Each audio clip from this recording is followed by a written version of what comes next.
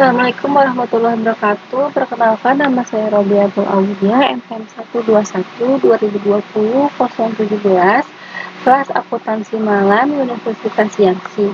Di sini saya akan melanjutkan video sebelumnya, yaitu ujian asumsi klasik pada data sekunder. Di sini saya akan menguji uji hektaro, yaitu terdiri dari uji pak dan uji dasar. Di sini saya pakai SPSS versi 25.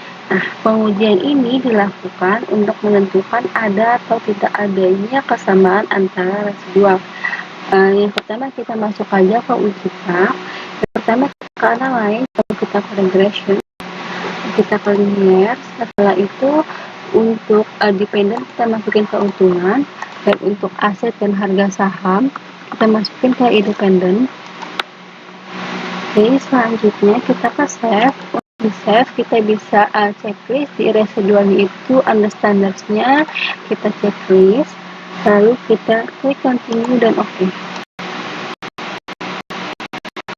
Di sini sudah muncul, kita abaikan aja. Selanjutnya kita akan pangkatkan residual pertamanya.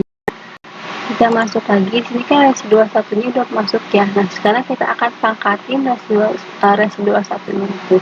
Yang pertama kita ke transform, lalu kita ke compute variable. Setelah itu untuk di target variabelnya itu kita tulis res2.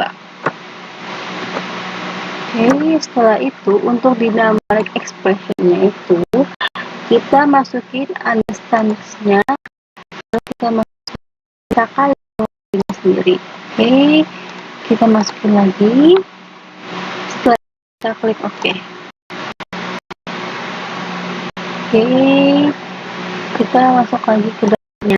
Nah, di sini res2-nya sudah muncul. Lalu selanjutnya kita akan ke logaritma natural atau ln untuk kuadrat res2-nya. Yang pertama kita ke transform, lalu kita ke compute variable. Untuk di target variable ini kita bisa masukin ln res2. Lalu untuk dynamic expression ini kita checklist, kita delete, lalu kita ke function group, kita ambil all, kita akan mencari ln. Nah, di sini ln kita masukin, kita klik tanda panah ini, kita masukin duanya. Oke. Setelah itu kita klik OK.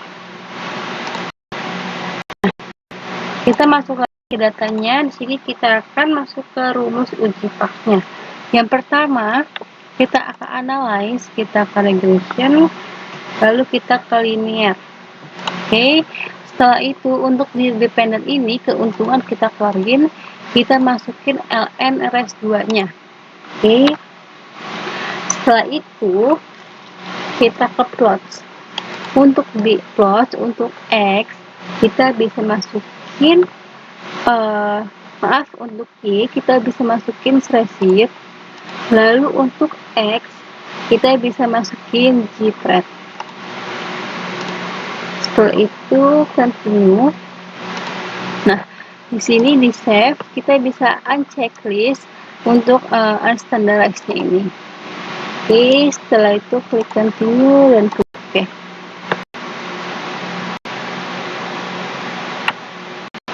Nah, di sini untuk uji itu kita bisa lihat di data koefisien. Nah, untuk di data koefisien ini kita bisa lihat antara aset dan harga saham.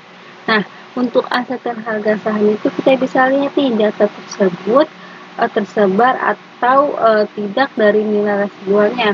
Nah, untuk uji pak ini ada syaratnya, dapat dikatakan jika data tersebut lebih dari 0,05 maka tidak terjadinya hektaro atau terdapat homogen. Nah, kita bisa lihat di sini untuk aset nilai SIC-nya itu 0,498 yang artinya di atas 0,05.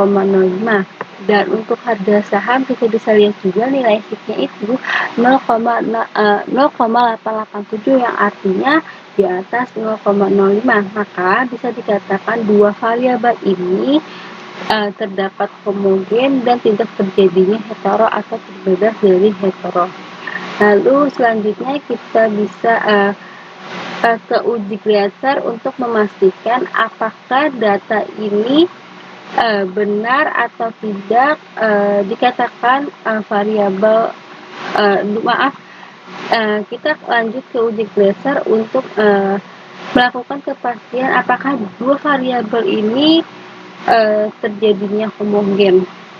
Oke, sekarang kita masuk baru. Nah, di sini saya menggunakan data baru karena data sebelumnya itu sudah masuk logaritma naturalnya.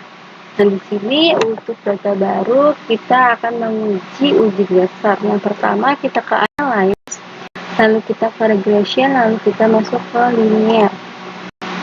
Setelah itu, seperti yang awal, untuk dependent itu kita masukin keuntungan, dan untuk independent kita bisa masukin aset dan harga saham. Oke, setelah itu kita ke save, lalu kita checklist unstandards-nya. Untuk data residualnya itu kita klik continue dan klik OK. Lalu di sini res satunya sudah muncul. Di sini saya akan mencari nilai absolutnya terhadap residual 1. Yang pertama kita ke transform, lalu kita convert variable. Untuk target variabel ini kita bisa masukin ABS res 1.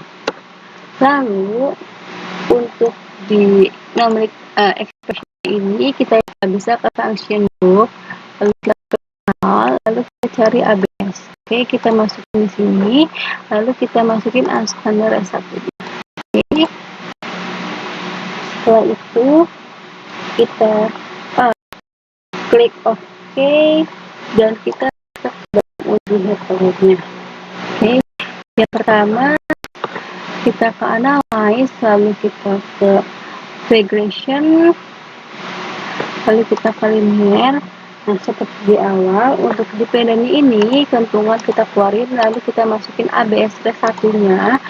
Lalu setelah itu kita ke plots.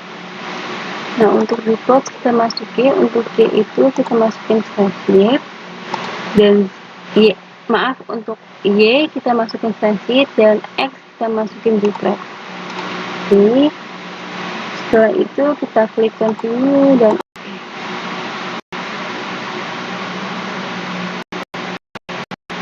Oke, untuk uji Gleaser sama seperti uji PAK, kita ngelihatnya itu di data koefisien. Oke, di sini kita cari data koefisien. Nah, di sini sudah ada terdapat dua variabel yaitu aset dan harga saham. Sama seperti uji PAK, untuk uji Gleaser ini syaratnya sama, yaitu jika di atas 0,05 maka terbebas dari hetero dan terdapat homo terhadap residualnya.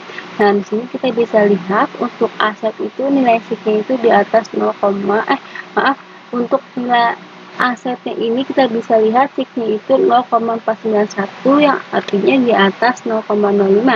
Maka terbebas dari hetero dan terdapat homo.